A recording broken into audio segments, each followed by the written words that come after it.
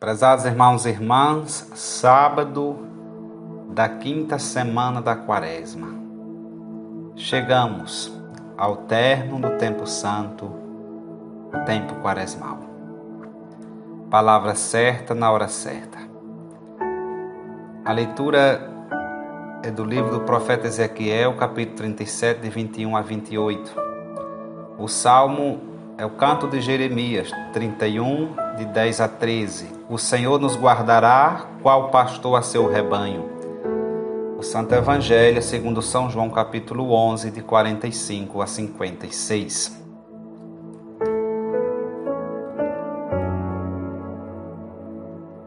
Mesmo simbolicamente, o profeta Ezequiel está anunciando o regresso de Israel do exílio e a reunificação do povo sob a orientação de um só rei pastor. Já aconteceu o castigo anunciado, a deportação para a Babilônia em 586 a.C., mas trata-se de um castigo terapêutico e temporal, em vista da purificação da idolatria e da cura da desobediência. A promessa de Deus é uma aliança eterna. O Espírito do Senhor repousa sobre o povo, e o povo é chamado a repousar na terra do seu Deus, em paz e em prosperidade. Deus está para sempre no meio do seu povo.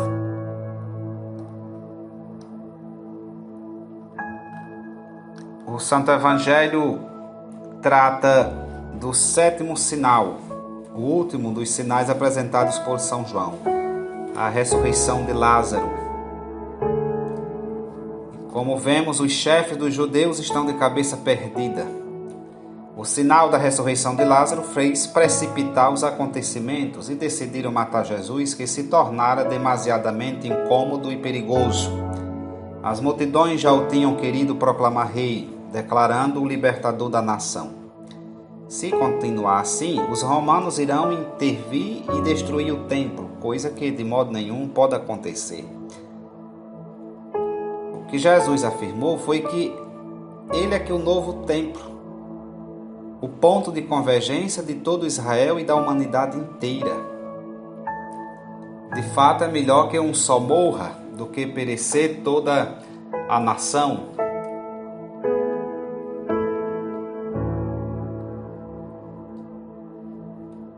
Na compreensão dos representantes do Antigo Testamento, não cabia essa compreensão na sua mente fechada.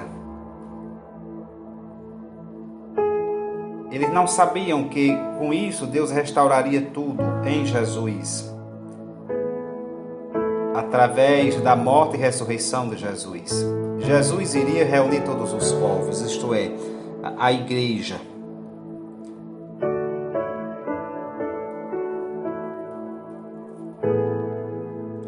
Caifás intervém com a sua autoridade. A eliminação de Jesus é uma exigência de Estado. O bem comum exige que seja eliminado, e tudo isto se torna profecia.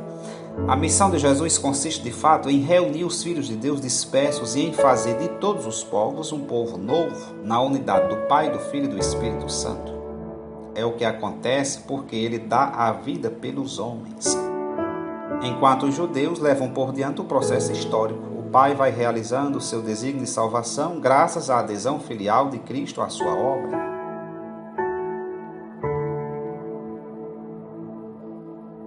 E o que São João faz com sua teologia tão densa, tão profunda, é justamente passar da história à teologia.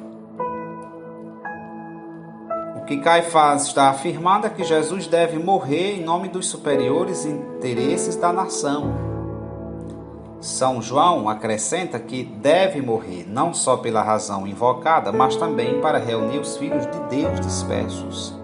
Não só pela nação, mas também para congregar na unidade os filhos de Deus que estavam dispersos. A morte de Jesus realiza de modo inimaginável aquilo que já fora anunciado por Ezequiel quando da dispersão e do cativeiro em Babilônia. Eu tomarei os filhos de Israel de entre as nações por onde se dispersaram. Vou reuni-los de toda parte e reconduzi-los ao seu país. Nas suas meditações para o tempo da Quaresma, para este sábado, Santo Afonso Maria de Ligório discorre sobre a apresentação de Jesus aos pontífices e por eles condenado à morte. Medita sobre São Mateus 26, 57. Eles, prendendo a Jesus, o levaram a Caifás, príncipe dos sacerdotes. Eis que o Redentor é levado como em triunfo à presença de Caifás, que já o estava esperando e vendo-o diante de si, só e desamparado de seus discípulos, ficou cheio de contentamento.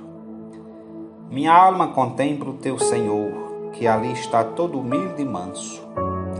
Contempla o seu belo rosto, que no meio de tantas injúrias e desprezos, não perdeu a sua serenidade e doçura. O ímpio pontífice interroga Jesus sobre seus discípulos e sobre sua doutrina para achar algum pretexto de condenação. Jesus responde-lhe com humildade: Eu não falei em segredo, mas em público. Todos estes que aqui estão podem dar testemunho do que eu falei.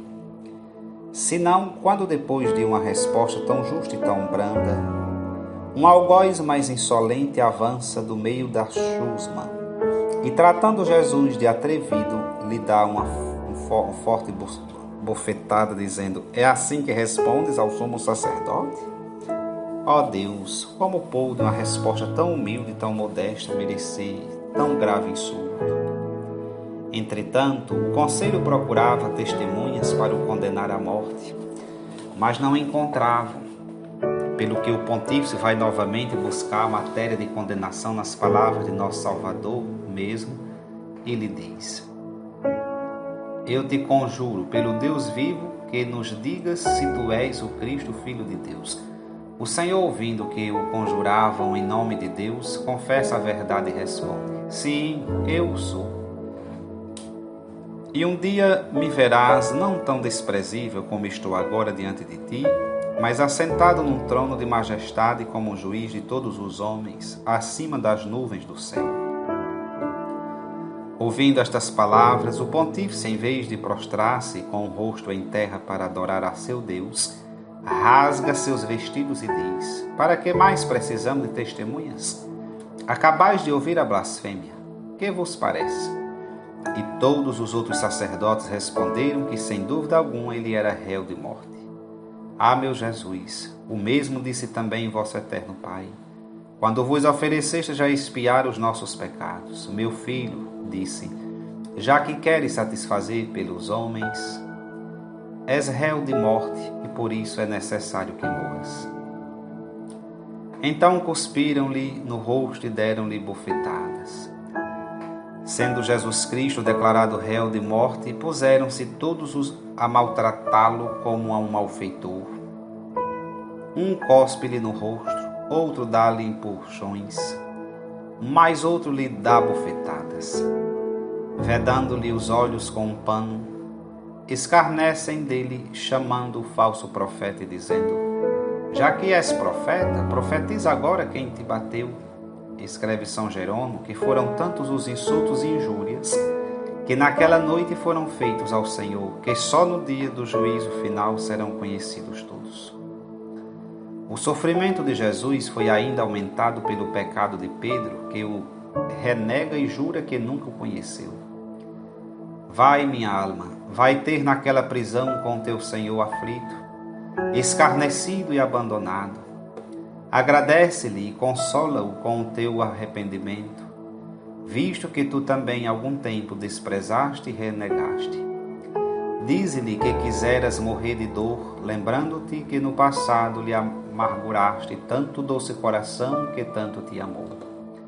Dize-lhe que agora o amas e não queres senão padecer e morrer por seu amor. Ah, meu Jesus, esquecei os desgostos que vos dei e lançai sobre mim um olhar de amor. assim como lançaste sobre Pedro depois que vos renegou. Ó grande Filho de Deus, ó amor infinito, que padeceis por aqueles mesmos homens que vos odeiam e maltratam. Vós sois a glória do paraíso, honra demasiada tereis feito aos homens, se os houveres admitido somente a beijar-vos os pés. Mas, ó Deus, quem vos reduziu a esse extremo de ignomínia, de servirdes de ludibrio à agente mais vil do mundo? Dizei-me, meu Jesus, que posso fazer para vos desagravar da desonra que vossos algozes vos infligem com os seus insultos? Ouço-vos responder-me: suporta com meu amor os desprezos, assim como eu os suportei por teu amor. Sim, Redentor meu, quero obedecer-vos. Ó Jesus desprezado por minha causa, aceito e desejo ser desprezado por vossa causa, quanto vos agradar. Dai-me, porém, a graça para vos ser fiel. Fazei-o pelas dores da vossa e minha querida Mãe Maria. Louvado seja nosso Senhor Jesus Cristo, para sempre seja louvado.